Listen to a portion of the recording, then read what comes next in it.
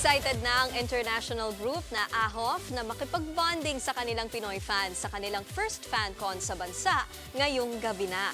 Nasa frontline ng balitang yan si News 5 Entertainment Correspondent Von Belenario. To the highest level ng performance ng international group na AHOF sa kanilang kauna-unahang MediaCon sa Pilipinas.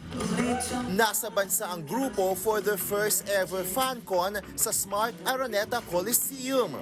Sa kwentuhan with News 5, excited na ibinahagi ng 9-member boy group kabilang ng Filipino na si JL kung gaano nila nilook forward ang kanilang FanCon sa Araneta na ngayon pa lang ay sold out na. Felt very unreal and felt like a dream. So yeah, I was very surprised. Memorable daw sa AHOF ang suporta ng Filipino fans kahit bago pa lang sila sa industriya. Yung passion na nare-receive ko from the fans talaga na talagang very outstanding and gusto nila maging united as one kasama ang mga fans. Kahit galing sa iba't ibang bansa, nagkakaisa ang AHOF pagdating sa pagpapasaya. Pinaka natutuwa rin po ako is like we got to share each other cultures po and hindi po kami nahihirapan even though may barrier yung language po namin because like we have each other.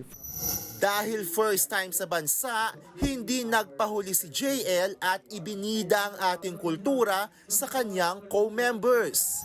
Yung paggalang po with po, tinuruan ko po sila noon and then up until now po even when we're like speaking Korean or like Japanese, Chinese, like nagjo-joke po kami na konnichiwa po, annyeonghaseyo po. So it's like sobrang cute lang din po na kahit yung mga little things po na-adapt din po nila.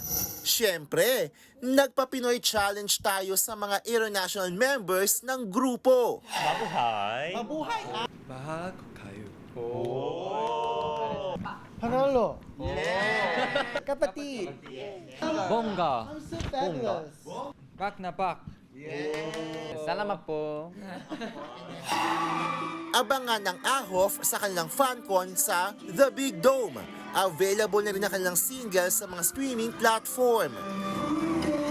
Nagbabalita mula sa frontline. Von Belenario, News 5. Mga kapatid, Nikki de Guzman po. Para sa mga impormasyong dapat ninyong malaman, mag-follow at mag-subscribe na sa social media pages ng News 5.